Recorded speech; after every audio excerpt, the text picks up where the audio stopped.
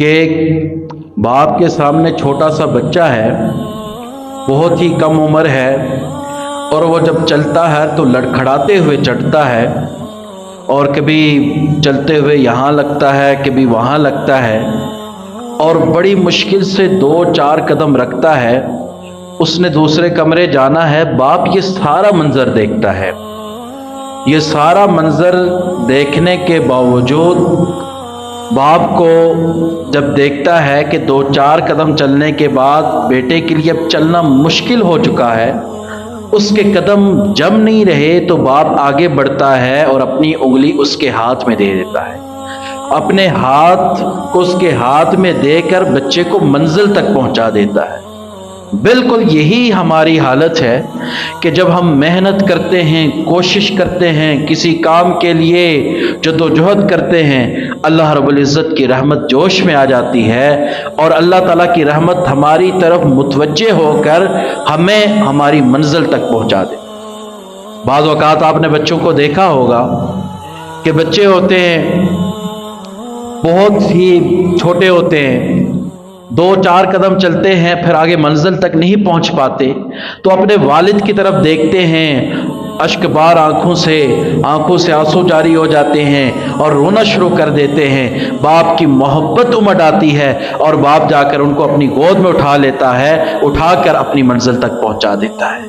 बिल्कुल यही हाल हमारा है कि हम जब कोशिश मेहनत करते हैं और अपने काम में जब हम कामयाब नहीं होते तो अल्लाह के सामने रोते हैं, गिड़गिड़ाते हैं। अल्लाह ताला की रहमत हमें हमारी मंजिल तक पहुंचा देती है, जैसे बाप उस बच्चे को अपनी गोद में उठाकर अपनी मंजिल तक पहुंचा देता है।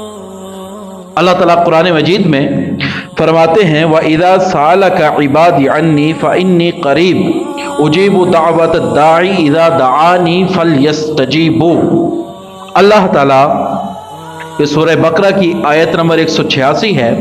इसमें फरमाते हैं कि ऐ प्यारे हबीब अलैहिस्सलातु वस्सलाम, ये बंदे मेरे बारे में सवाल करते हैं तो अल्लाह ताला खुद मुखातिब होकर लोगों से कहते हैं कि ऐ मेरे बंदो, मैं तो तुम्हारे बहुत ज़्यादा करीब हूँ।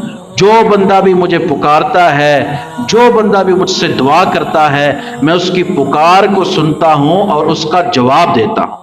मैं उसकी पुकार को सुनता हूँ और उसकी पुकार का जवाब देता हूँ। जो दुआ करता है मैं उसकी दुआ को कबूल करता हूँ। मैं तो तुम्हारे बहुत करीब हूँ। फल यस्तजीबू, दूसरे लोगों को भी चाहिए जो अल्लाह को नहीं पुकारते, अल्लाह से नहीं मांगते, उनको भी चाहिए कि अल्लाह को पुकारे, अल्लाह से दुआएं मांगे।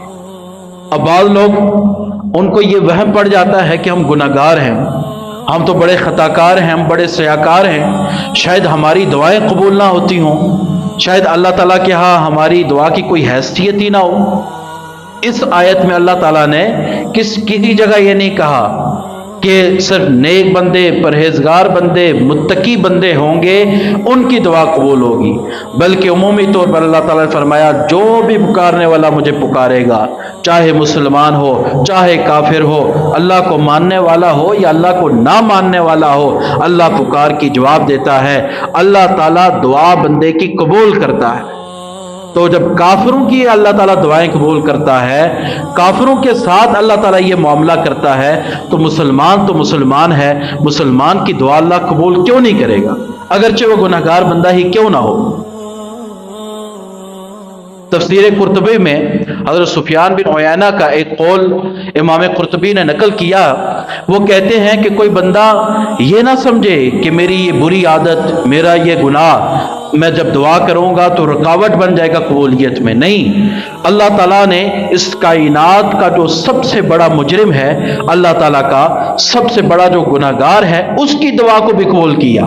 इब्लीस कि जब अल्लाह ताला ने फरमाया कि आदम को सजदा करो, उसने सजदा करने से इनकार कर दिया, तो अल्लाह ताला ने जहन्नुम का फैसला किया, तो उसने अल्लाह के सामने फरियाद की, अल्लाह के सामने फरियाद की, अल्लाह से दुआ की, अल्लाह मुझे मोहलत अता कर दे क़यामत के दिन तक। तो अल्लाह ताला ने उसकी भी जब दुआ को कबूल करके क़यामत तक उसको मोहलत दे दी।